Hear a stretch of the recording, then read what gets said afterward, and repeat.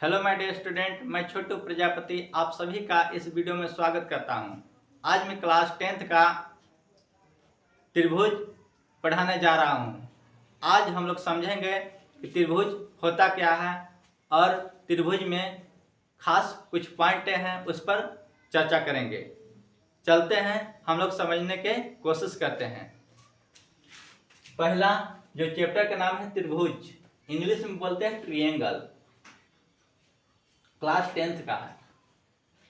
त्रिभुज का डेफिनेशन क्या होता है, परिभाषा क्या होता है, आज हम लोग समझने की कोशिश करते हैं। वैसे आकृति जो तीन सरल रेखाखंड से घिरे समतल क्षेत्र को त्रिभुज कहते हैं। यानी वैसे आकृति जो तीन सरल रेखाखंड से घिरे समतल क्षेत्र को त्रिभुज कहते हैं। यानी तीन सरल रेखाखंड से वो भी क्षेत्र घिरा हो, उसी को क्या बोलेंगे हम लोग, त्रिभुज कहते हैं। आई होप आप लोग के त्रिभुज समझ में आया होगा। नेक्स्ट जो पॉइंट पर बात करेंगे वह है सर्वाक्षम। सर्वाक्षम वैसे क्लास 10th का टॉपिक नहीं है, क्लास 9th का है। अब आप लोग बोलिएगा सर क्लास 9th का है तो 10th में क्यों पढ़ा रहे हैं, 10th में क्यों समझा रहे हैं? क्योंकि आपको समरूप समझना है और समरूप तभी समझ में आएगा जब आप सर्वाक्षम समझिएगा। आपको सर्वाक्षम आकृति समझ में नहीं आएगा तो समरूप आकृति भी समझ में नहीं आएगा। इसलिए सबसे पहले हम लोग सर्वाक्षम आकृति समझने की कोशिश करेंगे। डेफिनेशन है, वैसे आकृति जिसका समान आकार तथा समान अमाप हो उसे सर्वाक्षम आकृति कहते हैं। यानी जिसका समान क्या हो, आकार हो। क्या हो आकार, मतलब शेप। शेप क्या हो, समान हो। क्या हो, समान हो। और अमाप, अमाप मतलब साइज, साइज भी क्या हो, समान हो। तो वैसे आकृति को हम लोग क्या बोलेंगे, सर्वाक्षम आकृति। आई होप आप लोग के डिफिनेशन समझ में आया होगा। एग्जाम्पल देखते हैं। जैसे ये क्या है, ये क्या है, वृत्त है। क्या है, वृत्त है। ये भी वृत्त है, ये भी वृत्त है, ये भी वृत्त है, ये भी वृत्त है। यानी आकार तो समान है, आकार समान है। अमाप देखते हैं, इसका 5 सेंटीमीटर त्रिज्या है, इसका 3 सेंटीमीटर त्रिज्या है, इसका 2 सेंटीमीटर त्रिज्या है, इसका 3 सेंटीमीटर त्रिज्या है। तो हम कह सकते हैं कि आकृति 1 और आकृति 2 सर्वाक्षम आकृति नहीं है, क्योंकि अमाप क्या है, समान नहीं है। आकार तो समान है लेकिन अमाप समान नहीं है। इसलिए बोल सकते हैं कि आकृति 1 और आकृति 2 क्या है, सर्वाक्षम आकृति नहीं है। अब दूसरा 2 और 3 में देखते हैं। आकृति में 2 का जो त्रिज्या है, 2 आकृति 3 सेंटीमीटर है और 3 का जो है 2 सेंटीमीटर है।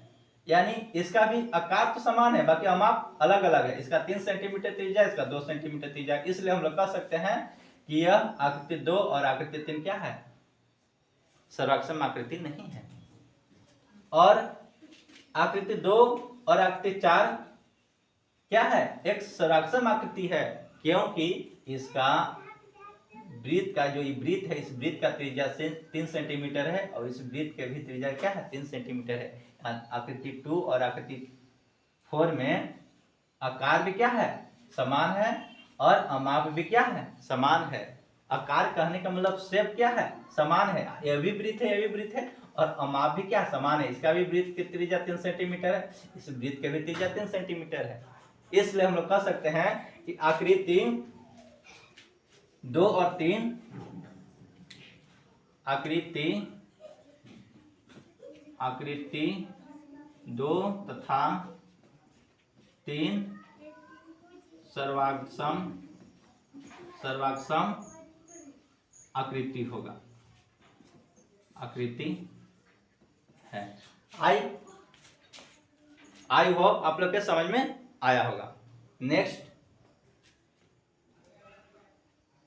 ये क्या है, एक वर्ग है।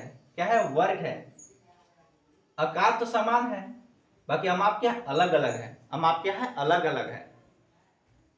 तो अमाप अलग अलग है। जैसे 10 सेंटीमीटर भुजा है, इसका 6 सेंटीमीटर भुजा है, इसका 4 सेंटीमीटर, इसका 4 सेंटीमीटर है। ये दोनों का क्या है, अमाप यानी साइज के अलग अलग है, आकार तो समान है। तो हम लोग बोल सकते हैं कि आकृति 5 और आकृति 6 क्या है, सर्वाक्षम आकृति नहीं है। लेकिन आकृति 7 और आकृति 8 को सर्वाक्षम आकृति बोल सकते हैं, क्योंकि इसका आकार भी क्या है, समान है, और अमाप भी क्या है, समान है। इस भुजा, इस जो वर्ग है, वर्ग का भुजा 4 सेंटीमीटर, इस वर्ग के भुजा भी 4 सेंटीमीटर है, और आकार भी क्या है, सेम है। आकार क्या है, ये भी वर्ग है, ये भी वर्ग है। इसलिए हम लोग बोल सकते हैं आकृति 7 और आकृति 8 क्या है, आकृति 7 तथा आकृति 8 सर्वाक्षम आकृति है। आई होप आप लोग के समझ में आया होगा कि आकृति 7 और आकृति 8 सर्वाक्षम क्यों है, क्योंकि दोनों वर्ग है, यानी आकार बराबर है, और दोनों को जो अमाप है, यानी इसका भी भुजा 4 सेंटीमीटर है, इसका भी भुजा क्या है, 4 सेंटीमीटर है।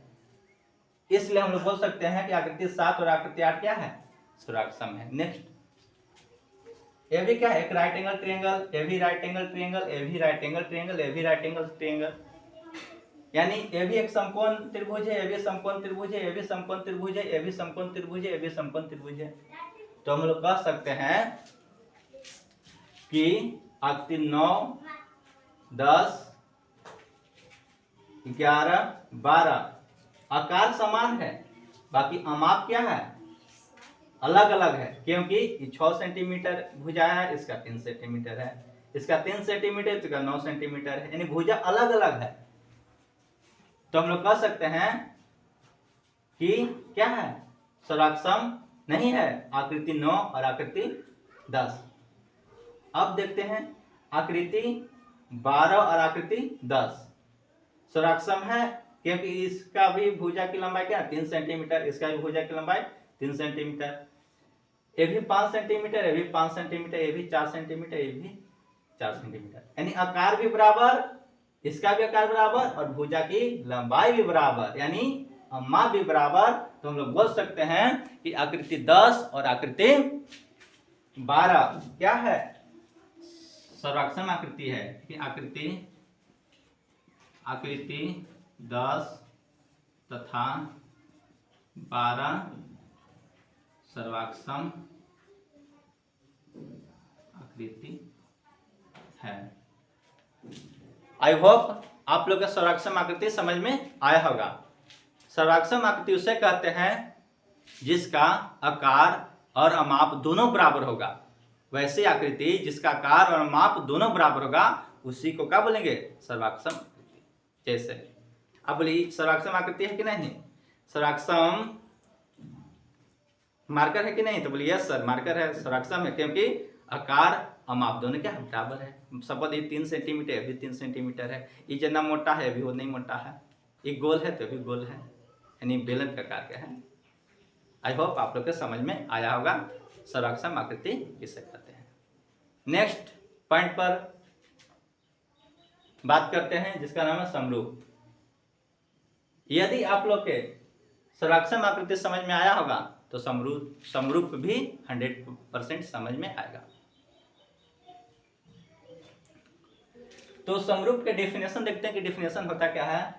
वैसी आकृति जिसका आकार समान हो तथा माप समान होना आवश्यक नहीं है उसे समरूप आकृति कहते हैं। सिर्फ आकार से ही मतलब है, सिर्फ किससे मतलब है, आकार से ही मतलब है, माप से मतलब नहीं है, उसी को हम लोग क्या बोलेंगे, समरूप आकृति। जैसे ये क्या है, ये भी वृत्त है, ये भी वृत्त है, ये भी वृत्त है, ये भी वृत्त है, आकार क्या है, समान है, सब वृत्त है, तो हम लोग बोल सकते हैं आकृति 1 2 3 4 क्या है, समरूप आकृति है।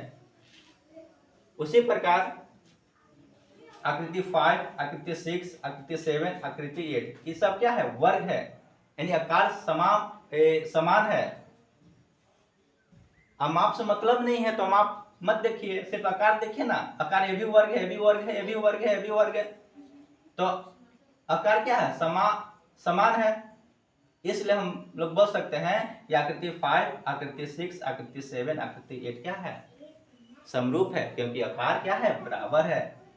अब नेक्स्ट एग्जांपल देखते हैं। आप बोलिएगा सर ये भी तब समरूप होगा। यस ऑफ कोर्स समरूप है, क्योंकि सब राइट एंगल ट्रायंगल है, राइट एंगल ट्रायंगल है, राइट एंगल ट्रायंगल है, राइट एंगल ट्रायंगल है, समरूप है। क्योंकि सिर्फ आकार देखना है और माप नहीं देखना है, सब राइट एंगल ट्रायंगल है, समरूप होगा। लेकिन ये क्या है, बहुभुज त्रिभुज है। बहुभुज त्रिभुज में दो कंडीशन होता है। कितने कंडीशन होते हैं? दो कंडीशन। अरे सबसे पहले चलिए हम लोग उसके बारे में बाद में चर्चा करेंगे, इसी वीडियो में करेंगे। बाकी 1 2 3 4 5 6 7 8 को हम लोग लिख देते हैं। आकृति 1 2 3 4, आकृति 5 6 7 8 क्या है? समरूप है। और आकृति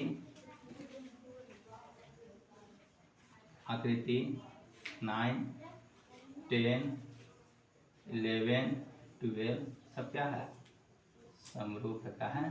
समरूप है। क्योंकि सबका आकार क्या है? बराबर है। आकृति 1 2 3 4 के भी बराबर है। आकृति 5 6 7 8 क्या है? बराबर है।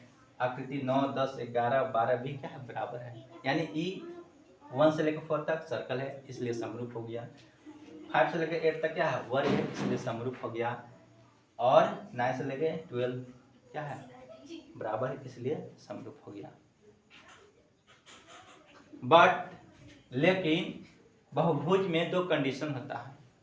कितने कंडीशन होता है? दो कंडीशन होता है कि संगत कोण क्या होना चाहिए? बराबर होना चाहिए। संगत कोण बराबर होना चाहिए। और एक कंडीशन होता है भुजा की लंबाई के अनुपात भी बराबर होना चाहिए। भुजा के लंबाई के अनुपात और संगत कोण बराबर है, तभी हम लोग बोल सकते हैं कि वह बहुभुज क्या है? समरूप है, अन्यथा नहीं है। जैसे 6/3 8/4 10/5, यानी 6/3 या 8/4 हुआ और 10/5 हुआ, तो 2:1 2:1 2:1 बराबर आ रहा है। यानी भुजा की लंबाई के जो अनुपात है वो भी बराबर आ रहा है। और संगत कोण भी क्या है? बराबर है। ई 90 डिग्री है, ये भी 90 डिग्री है, ये भी 90 डिग्री, ये भी 90 डिग्री। ई जितना कोण होगा ये भी इतना ही होगा, ये भी इतना ही होगा, ये भी इतना ही होगा। ई एंगल बराबर है तो ये भी एंगल बराबर होगा, ये भी एंगल बराबर है, ये भी एंगल बराबर है। तो बहुभुज में ही सिर्फ दो नियम होते हैं। वो दो नियम क्या है कि यदि बहुभुज हमको समरूप प्रूफ करना है तो दो नियम है कि यदि संगत कोण बराबर हो तथा भुजा की लंबाई के अनुपात भी बराबर होगा, तभी हम लोग उस बहुभुज को बोलेंगे कि समरूप है, अन्यथा नहीं बोलेंगे। और इसके बारे में हम आगे चर्चा करेंगे। तो एक पॉइंट लिखने की जरूरत है, आप लोग लिख सकते हैं, लिख लीजिएगा कॉपी कलम निकालकर। बोल रहे हैं यदि दो आकृति सर्वाक्षम है तो वह समरूप हो सकते हैं। यदि दो आकृति सर्वाक्षम है तो वह समरूप हो सकते हैं। यदि दो आकृति समरूप है तो सर्वाक्षम नहीं हो सकते हैं। यह जरूरी नहीं है कि हो भी सकता है, नहीं भी हो सकता है। बाकी यदि दो आकृति सर्वाक्षम है तो समरूप हो सकते हैं, लेकिन यदि दो आकृति सर्वाक्षम है तो समरूप हो सकते हैं। यदि दो आकृति समरूप है तो सर्वाक्षम नहीं हो सकते हैं। लिख लिए? फिर से रिपीट करते हैं, देखिएगा। यदि दो आकृति सर्वाक्षम है तो समरूप हो सकते हैं। यदि दो आकृति सर्वाक्षम है तो समरूप हो सकते हैं, लेकिन यदि दो आकृति समरूप है तो सर्वाक्षम नहीं हो सकते हैं। आई होप आप लोग लिख चुके होंगे। यदि इस वीडियो के माध्यम से हम आज जितने भी पॉइंट पर बात किए आप लोग को समझ में आया होगा। तो इस चैनल को लाइक, सब्सक्राइब और शेयर कर दीजिएगा। Thank you for this watching video.